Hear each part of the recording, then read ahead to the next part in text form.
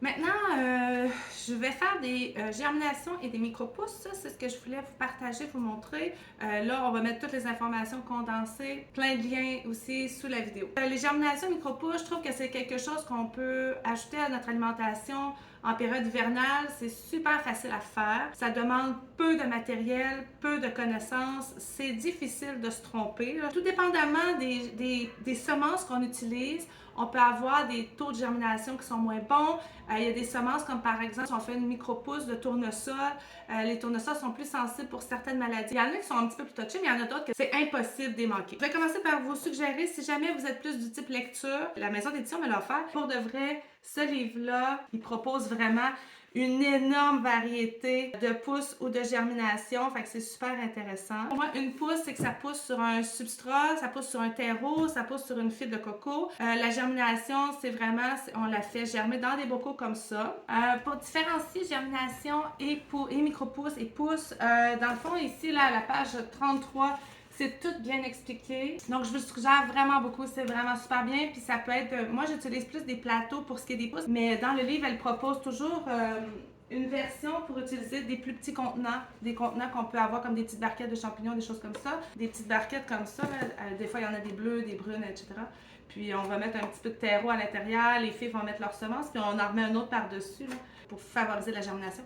Bref, ça peut être super pratique. Puis pour les enfants, c'est vraiment le fun à faire. Moi, il avait fait de l'herbe à chat, de l'herbe de blé pour les lapins. Puis il avait trouvé ça bien le fun. Bref, voilà. Donc, germination et pousse par l'agronome Lily Michaud. C'est vraiment de quoi super intéressant à avoir dans notre bibliothèque. Je pense que s'il y en a un à avoir, ça serait celui-là. On commence par les germinations. Je vais en faire deux sortes. Je vais faire une germination de luzerne. C'est une qu'on adore. Là, j'ai différents sacs parce que ça m'a été offert, tout ça. C'est pas des semences de cette année. Je les avais achetées l'année passée. Donc, je sais pas le taux de germination, qu'est-ce que ça va donner. Taux de germination, ça veut dire que moi, dans mon idéal, chacune des petites semences qui sont là va germer puis ils vont pouvoir être bien consommées. Après quelques années, il y a des semences qui sont moins bonnes, donc le taux de germination va diminuer. Ça veut dire qu'il y a un pourcentage qui ne lèvera pas, qui va finir par ne pas germer.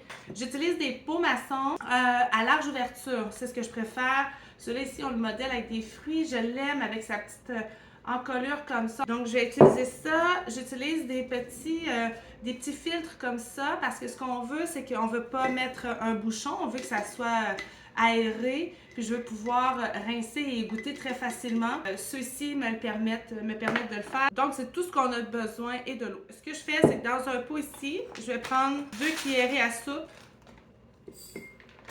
de semences. Et c'est pas plus compliqué que ça. Toutes les semences de micro-pousses, je les prends chez Mom's Sprouting parce qu'ils ont des très gros formats. C'est biologique, c'est canadien aussi comme entreprise. Ils offrent du shipping gratuit à partir de, je pense, c'est 45 $. La livraison, c'est toujours bien fait, toujours eu un bon service. Fait que Mom's Sprouting, ils ont une variété assez incroyable. Puis je vais annoter mes pots. Je vais marquer un numéro sur le sac juste pour voir le taux de germination. C'est lequel qui fonctionne bien. Puis s'il y en a un qui fonctionne vraiment pas bien, ben je les ferai toutes germer puis je les donnerai aux poules. Donc ça va être le numéro 1. Ensuite de ça, tout ce qu'on va faire, je vais prendre 2 cuillères à soupe, mettre dans mon autre pot. Au moment où j'enregistre, là on est en avant-midi, il est 10h30. Ce que je vais faire, c'est que je vais mettre de l'eau froide, comme ça, pas plus que ça. Je vais que ça recouvert comme ça. Je vais déposer mes petits filtres de cette façon-là et on va laisser ça jusqu'à ce soir. Ce que je vais faire, c'est que je vais les égoutter, rendu en soirée, directement à partir du filtre qui est sur mon couvercle. Et je vais re-rincer, même à partir de mon couvercle, j'ai même pas besoin de l'ouvrir. Je vais déposer mon pot comme ça dans un plat. On veut un certain degré, là, c'est comme un 45 degrés peut-être, pour que tout finisse par s'égoutter tranquillement, pas vite, par les trous ici. Puis je vais mettre ça sur mon comptoir. On veut pas qu'il y ait une lumière directe tout de suite. À tous les jours, matin et soir, je vais remplir mon pot d'eau, le reverser tranquillement pas vite dans le lavabo, puis le remettre en place. Ça prend vraiment pas beaucoup de journées, puis on va avoir un beau pot rempli avec les 2 cuillères à soupe qu'on a mis. Habituellement, si le taux de germination est bon, le pot va être rempli de luzerne. La lucerne, ensuite, on la conserve au frigo. J'aime la mettre dans un contenant hermétique, puis je mets un petit papier essuie-tout au fond, je la dépose dessus, puis on la mange assez rapidement. On s'en sert dans les sandwichs, on s'en sert dans les salades qu'on fait avec les autres pousses. Fait que c'est vraiment facile à faire, il n'y a comme pas de raison de ne pas en faire. Ensuite de ça, l'année passée, la compagnie V16, chez qui je suis affiliée, c'est la 2e année cette année. Si vous avez besoin de semences, eux aussi offrent des semences à micro-pousses, des plus petits formats. Puis, ils m'ont envoyé ça ici, qui est un germoir, en fait. Sur le site, il est disponible même avec, je crois qu'il y a d'autres étages. Là, ça, c'est un petit format de démonstration. Ça fonctionne super bien. Ce que je vais faire, je vais le laver en premier. Alors, mon germoir est bien lavé. On a un récipient ici qui va récupérer l'eau au fur et à mesure. Et les 2 récipients qui sont ici, ils sont tous perforés. Ici, on a une micro-pousse de brocoli. On va saupoudrer les semences de façon à ce qu'il y en ait, là, que ça soit bien réparti dans le contenant. On ne veut pas des motons de semences. Ah, là, j'en ai pas assez pour faire là. Je vais faire de la luzerne dans celui du dessous. Toutes les semences sont bien réparties. Ça. Et ce qu'on va faire, c'est qu'on a tout simplement à prendre une tasse d'eau, là, puis on la verse sur le dessus. L'eau du dessus va s'en aller en dessous, tranquillement, pas vite. Donc, mon eau va être récupérée pour arroser les semences du bas. Donc, vous voyez ici, l'eau du dessus est en train de tout tomber sur le récipient du bas. Ça va tout humidifier les semences.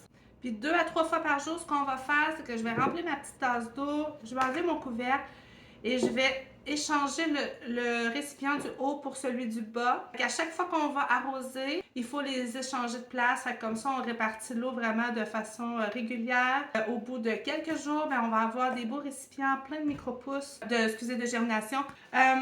Ici, là, la luzerne, c'est vraiment écrit, ce sachet-là de 1 kg peut fournir 160 tasses de germination. Enfin, à l'épicerie, je crois que ça vaut quoi? 3, 4, 5 $ un petit contenant là, de luzerne. Donc, c'est peut-être une tasse à peu près. C'est hyper économique. Ça demande juste un petit peu de temps. On les laisse dans notre cuisine. Ils sont à portée de vue.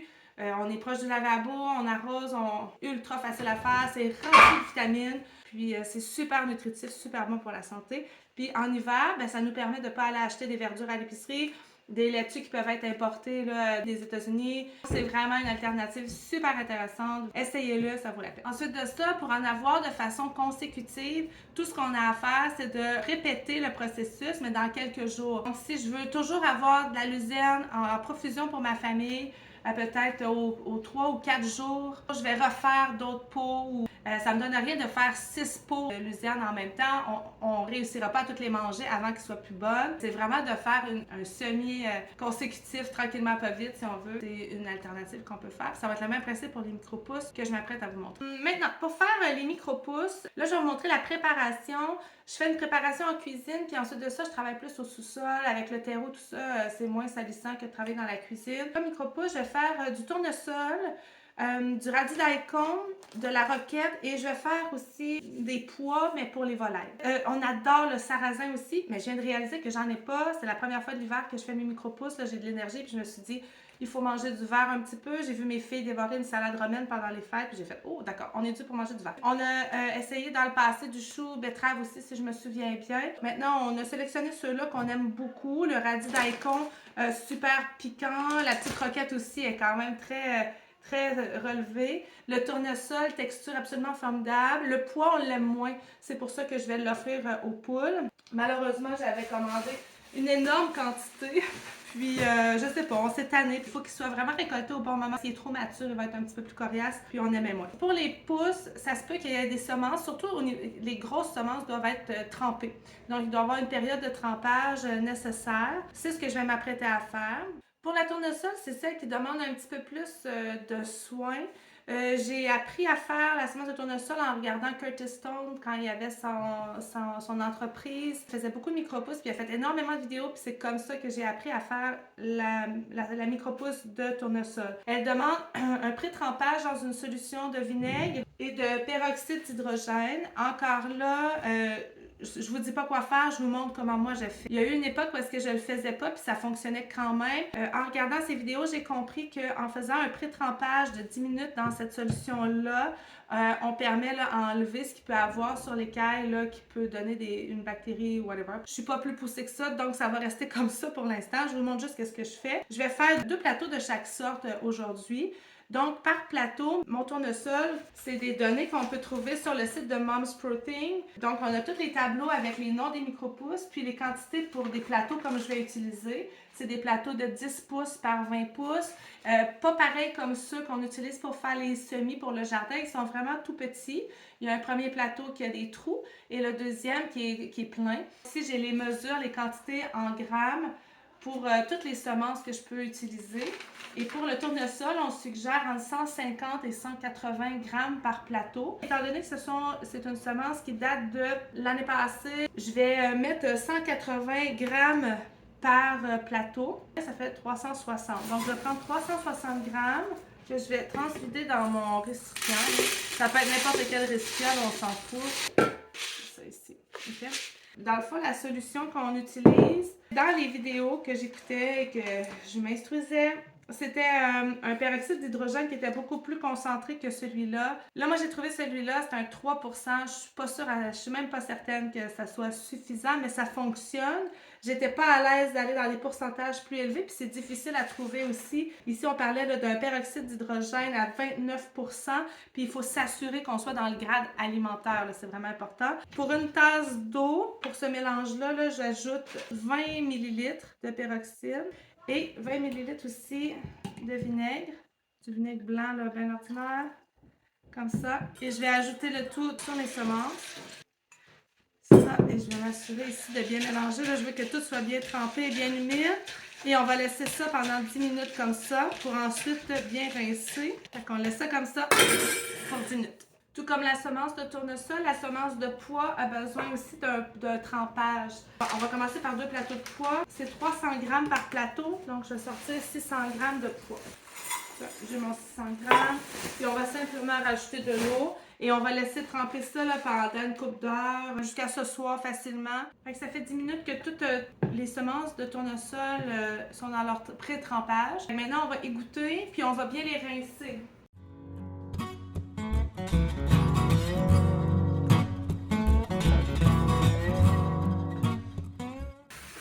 Et ensuite, on va tout remettre dans le récipient avec de l'eau et on va laisser tremper là.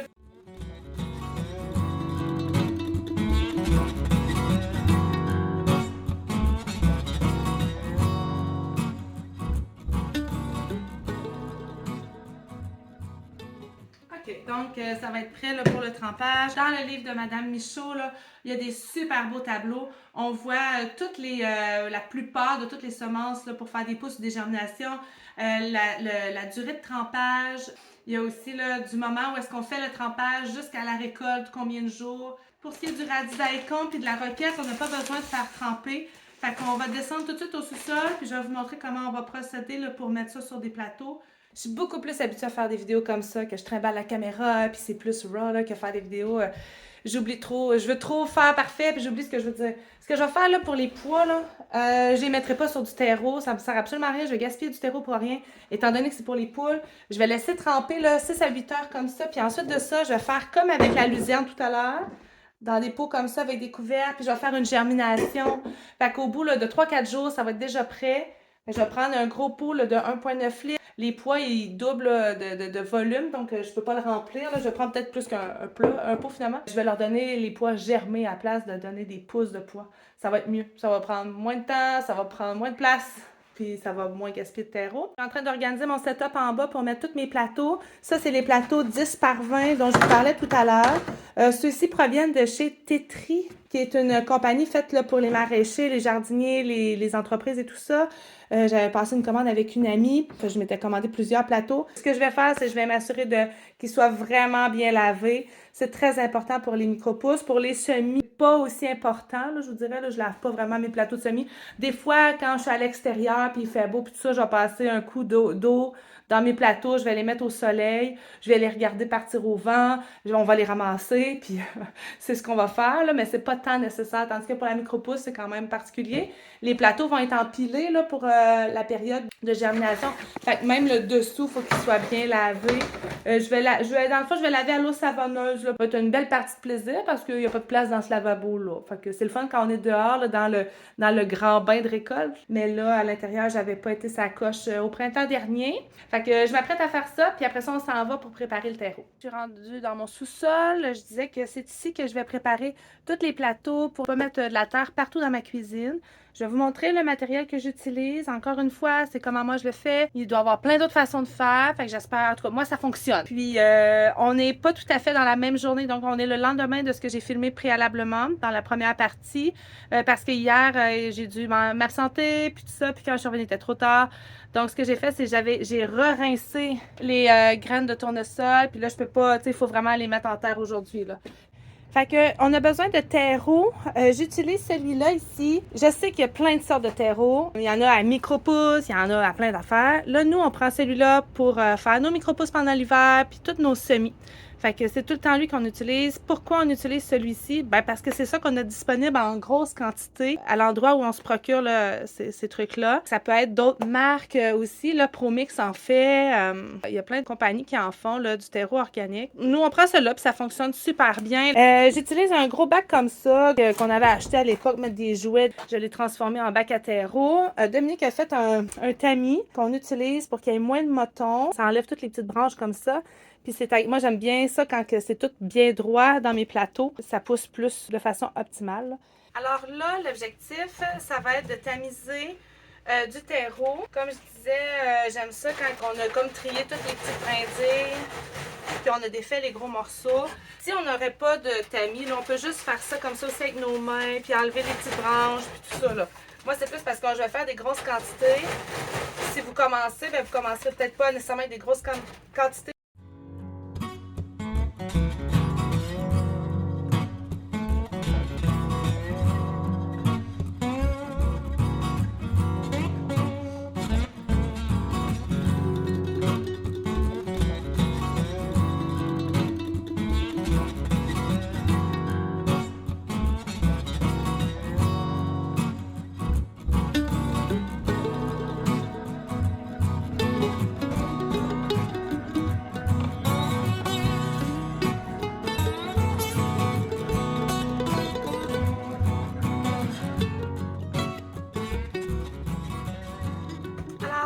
Toute la terre est faite. Le bac il est pas rempli, mais je dirais qu'il est à peu près aux 2/3 rempli. Ce que je vais faire, c'est que je vais ajouter de l'eau, comme je disais, là, pour bien l'humecter, bien l'humidifier. Alors, je vais verser l'eau. On ne veut pas une eau glacée nécessairement, on ne veut pas une eau chaude, on veut une eau tiède. Je verse mon eau. Ça a l'air beaucoup, mais j'avais quand même beaucoup de terreau, là. Puis là, moi, j'essaie de ne pas trop respirer. D'habitude, même, on se met un petit tissu là de...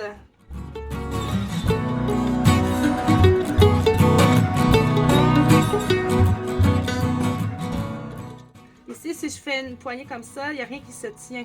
Nous, on veut que quand je pèse, ça ne dégouline pas d'eau, mais ça se tient. C'est ce que je veux aller chercher comme texture. Puis je vais être bien honnête, souvent, là, on est ici au sous-sol, puis je vais prendre l'eau du déshumidificateur.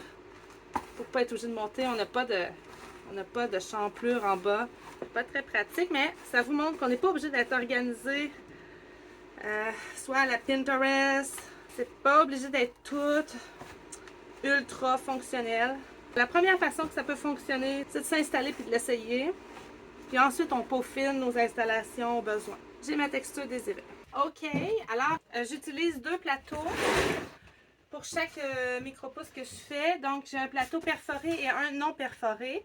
Là, on va se retrouver à mettre le terreau dans le plateau perforé. Ça va permettre au surplus d'eau de s'évacuer. Ça va permettre aussi, si j'arrose par le dessous, mais que l'eau puisse pénétrer directement à la terre puis aux racines et pas nécessairement sur la micro-pousse en tant que telle. Il y en a qui n'aiment pas ça, avoir le feuillage trop mouillé, là, fait qu'on ne veut pas proliférer des maladies ou des champignons, whatever. Donc, j'utilise un gros récipient comme ça que j'ai trouvé dans un magasin d'articles usagés. Puis, on peut y aller avec nos mains aussi, là. C'est un bonus, là, cet outil-là. Je le remplis vite, vite comme ça. Puis, c'est à peu près ça que j'ai par plateau là, de terreau que j'ai besoin. Si on voit des petites branchailles, on les enlève. Moi, j'aime bien travailler à la chaîne. Comme je disais, c'est surtout en regardant Curtis Stone que j'ai appris à faire les micro-pousses. Fait, étant donné qu'il était maraîcher, c'était pour de la culture, pour des clients, de la culture commerciale. Fait que c'était comme ça qu'il fonctionnait. Moi, j'aime beaucoup ça quand c'est optimal, quand on a du rendement et tout. J'aime ça travailler puis ça vaut la peine. On va faire nos tournesols qu'on a fait tremper hier. Je vais faire sarrasin que j'ai trouvé qui traînait ici en bas. On va faire le radis daikon et la roquette. J'avais un total de 8 plateaux là, que j'avais préalablement nettoyés. Puis si on veut avoir une bonne succession là, de culture de pousses là, pour ne pas en manquer, pour ma famille, d'après moi, dans 4 jours, je vais refaire la même chose. 4 ou 5 jours, là, selon le moment, selon si ça se place ou pas dans l'horaire. On ne stresse pas avec ça. S'il y a une journée qu'on n'a pas de greens, ça arrive, c'est pas grave. On prend une petite chlorophylle ou on mange des crèmes de légumes. On essaie de pas virer fou avec tout ça. À un moment donné, c'est facile de s'y perdre aussi. Hein. Faut se grounder puis dire là, on mange, c'est bien. Oui, des fois, ça peut être optimal. Parfait. Oui, il y a place d'amélioration. Des fois, non, c'est pas bon pour la santé, la friture puis du fast-food. OK. Puis, mais après ça, on fait notre possible avec qu'est-ce qu'on a, l'horaire qu'on a. On est dans des années où est-ce que ça va vite, où est-ce qu'on a des obligations à l'extérieur aussi. Ça, je pense que c'est important de se le rappeler. Dominique avait fabriqué il y a quelques années, là, ça, c'est comme c'est une planche avec une petite poignée, puis c'est juste pour que je puisse tout... désolée, là, la fournaise fonctionne, puis j'ai pas le choix de fonctionner avec. Et c'est ça, c'est fait pour fitter exprès dans les plateaux. Là, ici, vous voyez, ils ne fitent pas exactement. C'est que j'ai changé mes plateaux pendant mon expérience. Fait que là, ils sont pas exactement parfaits. Ils sont faits pour les plateaux de chez V16, si je me trompe pas. Ils en ont de disponibles à un prix vraiment correct.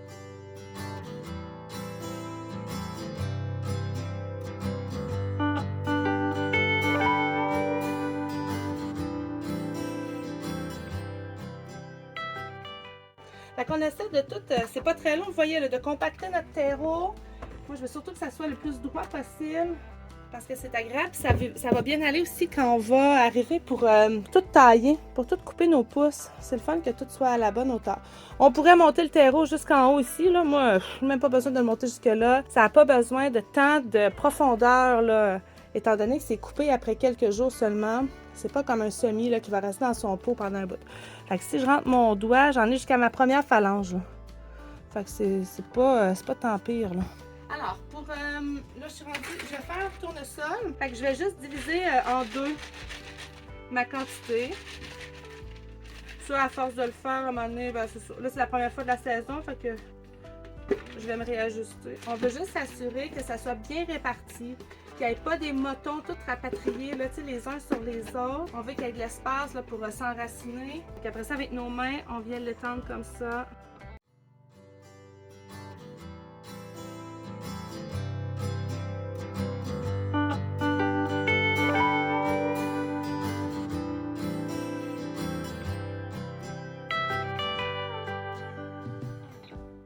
Ça va être à ce moment-ci que je vais mettre mes plateaux pleins en dessous des plateaux avec des plateaux perforés. Et voilà. Étant donné qu'on vient de tout installer, je vais donner un petit coup d'eau sur le dessus pour que tout soit bien humide. On ne veut pas inonder, mais on veut que ça soit humide. Dans le fond, là, pendant toute la période de la germination, là, on ne touchera pas aux pousses, aux semences, au plateau, whatever. Je suis désolée, j'essaie de dire les vrais termes là, pour faire une vidéo full professionnelle. Je suis pas capable. On dirait qu'à un moment donné, moi je le sais, puis je le sais. Mais j'espère que ça va être visuel, puis vous allez comprendre. Vous allez pas faire, voyons donc, ce qu'elle fait là. Et je les superpose, c'est pour ça que je disais que c'est important de laver les plateaux là, des deux côtés.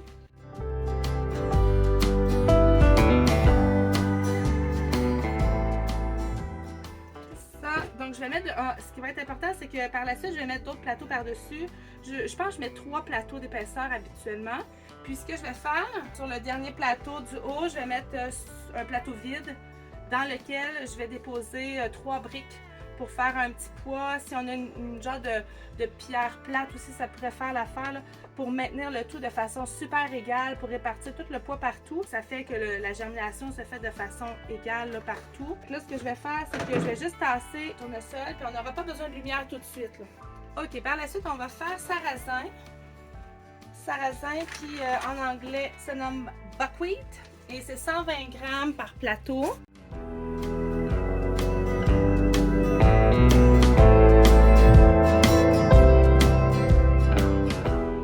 Hop, pile. Et ben. Pas tout le temps mal à l'aise, ça a l'air. Mon chum est là, puis il me regarde, puis il rit. Toi, tu payes pas d'abonnement, toi? Je fais des jokes de ma tante. Ah, ça, il le prend pas. On va faire du blague. Là, j'ai dit qu'il commençait à faire des jokes de mon oncle. Pas très cool. Je pense qu'il l'a pas pris. Parce qu'il a dit que je fais des blagues de ma tante. Mais on a des mon oncle et des ma tante. Là, tu viens superviser, voir si je fais bien ça. Oui, directeur des opérations. Directeur des opérations. Fait que si vous avez des plaintes concernant cette vidéo, vous saurez qui. Je vais envoyer ça à mon supérieur. Ouais, exact. Il n'y a pas d'adresse courriel, il n'y a pas rien, il n'y a pas de message. En tout cas, vous m'écrirez puis je transmettrai le message. Fait que c'est pas plus compliqué que ça. Là. Le sarrasin est tout positionné dans son plateau. On arrose.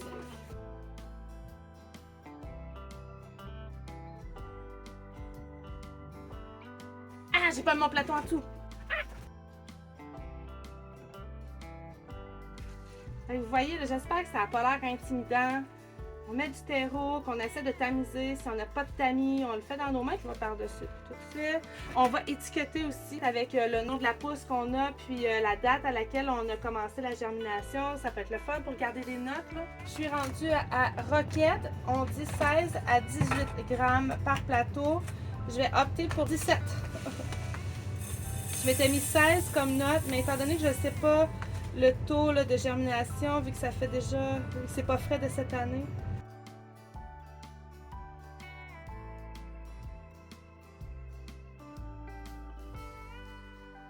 Le sarrasin, qu'est-ce que je trouve le fun, le plateau précédent, c'est que c'est une belle base pour se faire des grosses salades repas. Là. Ça remplace très bien, ben nous, là, je trouve que ça remplace super bien une pomme de laitue. Fait qu'on en fait, on en met gros dans les plats. Après ça, on ajoute tout le reste pour donner du goût, de la texture. Pousse de tournesol, les filles, eux autres, quand ils descendent ici au sol, il y a un petit couteau puis ils s'en prennent plein des poignets, ils mangent ça pendant la journée. Là.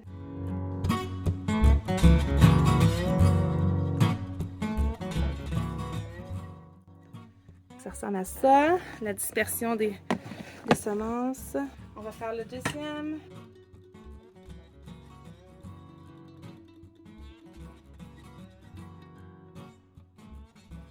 Là, si ça peut vous encourager, aujourd'hui, là, c'était back to school. Je vais essayer de concentrer mes matinées à faire l'école, faire ce qu'on a à faire à ce niveau-là, puis pas m'investir dans d'autres projets parce que sinon, je pars puis je fais d'autres affaires. Là. Puis là, on se prépare. Les filles viennent de s'inscrire dans une nouvelle activité et ça commence là à soir. Fait que là, j'étais comme pas prête. Le souper est pas prêt. Mais là, je me suis battu les fesses, je me suis dit... Là, on veut manger du verre. Faut pas que je perde mes semences de tournesol parce que là, ils ont trempé hier. Là, ça peut pas tremper pendant la vitam éternelle. Je me suis dit, vite avant de quitter. Je m'installe, on sort la caméra. Puis on fait ça. Fait que vous êtes capable. On est capable de l'ajouter à notre horaire. C'est pour ça que je vous le dis, c'est pour vous encourager. On arrose. On va les mettre un par-dessus. Après, on essaie de ne pas les bouger. Donc, il me reste 2 plateaux ici pour faire les 2 radis daikon qui restent. Radis daikon, 72 grammes. On essaie le plus possible de travailler à la hauteur aussi pour pas avoir mal au dos. Là, je fais juste ces 2 plateaux-là aussi bas, là, mais on essaie de s'organiser pour être à la hauteur. Trop facile de pogner des maux de dos.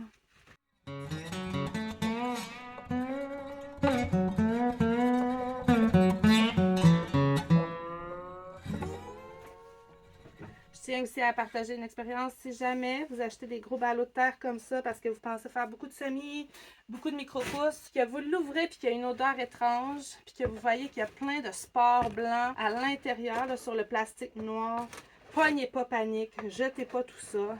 C'est un champignon qui se développe parce qu'il manque d'oxygène à l'intérieur du sac. Puis quand on l'ouvre puis on le met à l'air, l'odeur s'en va. Puis c'est pas dangereux. Parce que quand ça nous est arrivé la première fois, elle me suis dépêchée à vider tout le sac dans la plate-bande. J'ai ouvert le deuxième ballot.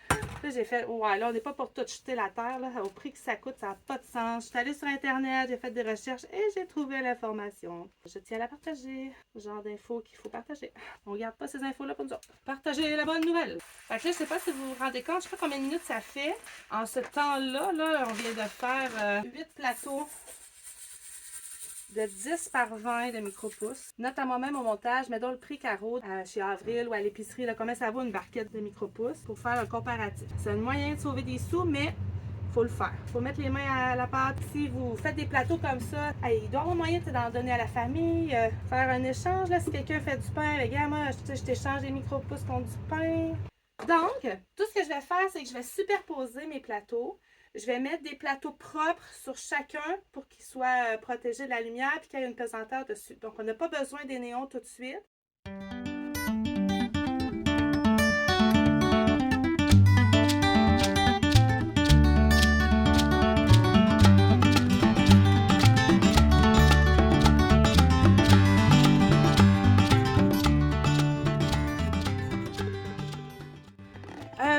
Il est important aussi de mentionner, je vais mettre un ventilateur que je vais faire osciller partout. Je veux qu'il y ait une circulation d'air, c'est important. Puis je vais mettre le déshumidificateur à portée aussi, c'est dans les recommandations de Curtis Stone.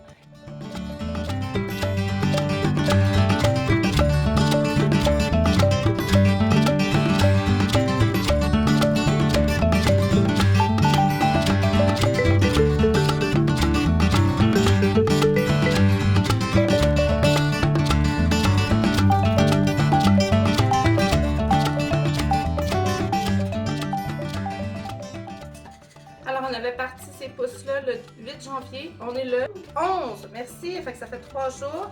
Ça, c'était le test du sac numéro 2. C'est celui que justement je pensais qu'il germinerait moins bien. C'est le cas. Fait que là, comme j'avais mentionné, tous les matins, tous les soirs, je mets de l'eau dans mon bocal. Je rince tous mes petits germes comme ça. Je vide l'eau qui s'est accumulée dans le petit plat. On peut le rincer dessus. On secoue et on remet à reposer ici. Regardez celle-là, là, ça vient bien.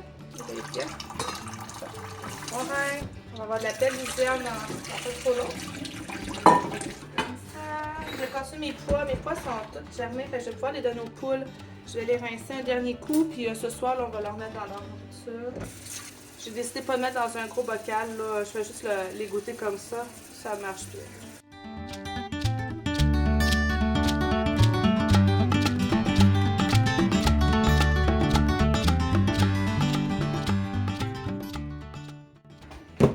Il me reste le petit ici. On voit ce qu'on en est. Le plateau du dessus. Voilà, c'était la luzerne. Le petit plateau d'en dessous, c'était les brocolis. Donc, on vide le récipient d'eau. Je mets ma luzerne dans le bas, les brocolis dans le haut. Puis on va mettre une petite tasse d'eau. Comme ça. Puis moi, je fais juste à côté le couvercle, là, on le clenche pas là, sur le dessus, c'est important. On remet ça à germer ici. Donc, ça fait 3 jours que les plateaux sont déposés comme ça. Je voulais vous montrer où est-ce qu'on en était, puis les étapes là, qui viennent. Donc, je vais enlever les plateaux qui sont sur le dessus. Je vais vous montrer tout de suite. Ça ici, c'est notre roquette. Et la roquette a toute germé. Vous voyez, le terreau est encore bien humide. Et en dessous aussi. Donc là, c'est le moment où est-ce que je vais les mettre à la lumière. On va regarder les autres. Donc, tournesol. Tournesol, vous voyez, c'est comme ça. Donc, on va remettre le couvercle par-dessus. Là, je m'excuse, je vous promène, mais c'est comme un vlog. Ici, on a sarrasin. Donc, voici pour ce qui est du sarrasin. Donc, il y en a quelques-uns qui ont commencé à germer. Ça aussi, on va recouvrir. Et le dernier, ici, ce sont les ratis. D'accord. Donc, c'est pas encore tout à fait germé. D'après moi, là, tu sais, d'habitude, là, quand c'est commencé à germer, ils vont tous commencer à germer en même temps. Puis là, c'est pas le cas. Des fois, ça marche, des fois, ça marche pas aussi. On va voir. Fait que voilà, on en est là au 12. Pour la roquette, je vais mettre les plateaux un à côté de l'autre, à la lumière. Donc, je vais tout tasser mon setup pour descendre mes lumières ici. On veut qu'elles soient quand même rapprochées pour pas avoir des pouces tout étiolés.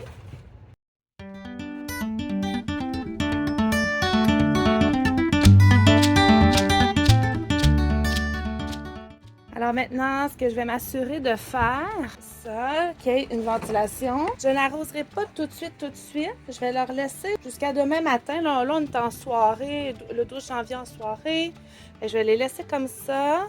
Je vais partir mon déshumidificateur, puis demain matin, je vais arroser. Je vais arroser par le bas, puis je vais surveiller mes autres pousses que j'ai mis ici. Je vais surveiller de près mes radis. Il me semble que ça me fatigue un peu le petit look qu'ils ont, mais on va voir.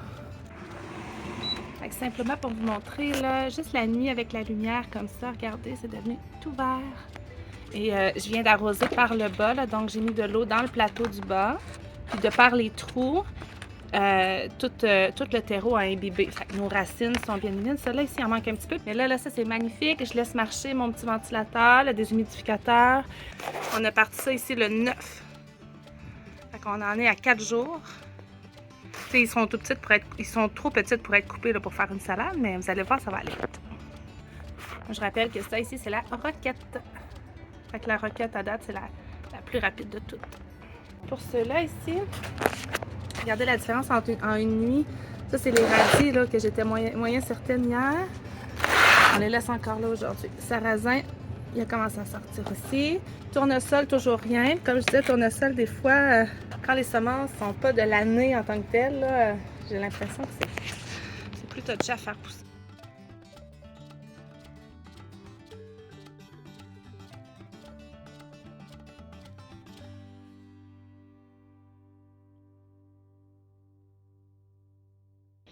On est le 14. Et ça aussi, c'est prêt. Puis les petites germinations de brocoli sont prêtes. Le taux n'est pas fabuleux. C'était des semences de l'année passée. Avec ça, ça va aller au frigo avec le reste. Ici, c'est la belle petite luzerne. Magnifique, non? Ça a pris le même nombre de temps que dans les pots. Alors, on est le 15 janvier. J'enlève ma brique. Ici, c'est les petits radis daikon. Fait que là, ils sont rendus comme ça. C'est le moment de mettre sous la lumière. Sous la lumière. Ici, regardez là la roquette. Comment c'est joli. La densité est peut-être un petit peu too much. Mais c'est pas très grave. Puis mon reste était... sarrasin aussi va pouvoir y aller. Il y a juste les tournesols. Pas vraiment levé encore. Je crois que c'est un petit peu plus long de toute façon, tournesol. Je vais leur donner une chance de laisser là. Ici, on voit que le taux de germination n'est pas parfait. On va voir qu'est-ce que ça va donner. Et je veux absolument vous montrer. Ceci est un très mauvais taux de germination. Là. Ça ici, c'est pas bon du tout. Très plate, très dommage. C'est du sarrasin. Radis, même chose. Donc, mes semences sont probablement comme trop vieilles. Je vais refaire des plateaux pour tester. Parce que regardez la différence. Là. Ça, c'est roquette. Là. Il y a une méga différence. Là. On s'entend. C'est supposé être comme ça, des plateaux de micro-pouces. Pour que ce soit optimal, qu'on ne perde pas notre temps, on ne perde pas notre argent. Puis mes tournesols, même affaire, ça lève pas. Fait que là, c'est ça. Mes semences, je pense que c'est pas l'année passée que j'en ai commandé. Et je vous reviens quand que ça va être prêt ici. Voici la roquette. Nous sommes le 19 janvier. Voilà. On n'a pas pu se retenir, là. Elle n'est pas très haute encore, mais on la mange pareil. C'est délicieux, on ne se pouvait plus. Ici, on a nos petits radis. Ça a bien été finalement. Ça a bien été, ça a bien poussé. J'étais trop désespérée, on dirait. Mais mon taux de germination est quand même pas fort. Puis ici, il n'y en a pas parce que, regardez, les semences avaient bougé. Sarrasin, même chose. C'est quand même assez cool, pareil, mais le taux de germination n'est pas excellent. Ben, on va pouvoir commencer à en manger, se faire des belles salades. Puis j'ai décidé de partir d'autres plateaux ici. Voilà, j'espère que ça va vous plaire. J'espère que vous allez essayer. Ça vaut la peine. Si vous n'avez pas des grands plateaux, là, je vais mettre des liens où en trouver. Alors, je vais en profiter pour vous montrer. Moi, j'arrose mes plateaux une fois par jour. C'est souvent le matin quand je me lève. Et comment je sais? C'est en les pesant. Ça, c'est à force d'en faire qu'on le sait, OK? Hier, celui-là, il était pas très pesant. Et il était pesant, pardon. Puis, j'ai décidé d'attendre avant de mettre de l'eau parce qu'on veut pas qu'il y ait trop d'eau. Et voici ce que ça fait quand il manque d'eau. Fait qu'il s'effoire tout. Fait que celui-là, ici, je l'avais arrosé, vous voyez? Donc là, je vais mettre de l'eau dans mon plateau en dessous ici. Je vais essayer de vous le remontrer tantôt. Là, il va tout reprendre vie. Fait que quand ça arrive, dépêchez-vous d'arroser. Je dis pas que c'est ça l'idéal, là. On a le sarrasin qui est super beau. Puis là, mon plateau est quand même assez léger. Fait que là, je vais arroser ce matin. Mais voilà, fait que je voulais vous le montrer. Ça arrive. Des fois, à un moment donné, on a plein de choses à faire. Hein? Brasser l'ail qui est en train de fermenter dans le miel, rincer la luzerne qui est dans ses pots de germination, surveiller les fermentations. Tu sais, il y a plein de choses à faire dans une journée. Ça se peut que des fois on oublie. Quelques heures plus tard, regardez, là, c'est tout revenu. Fait que je m'assure qu'il manque pas d'eau, là. Puis là, on va monter des plateaux en haut, un de chaque, pour les avoir à portée de main. Les filles veulent se faire des salades. Puis je sais que des fois, de juste descendre au sol, c'est too much. Donc on va aller porter ça en haut.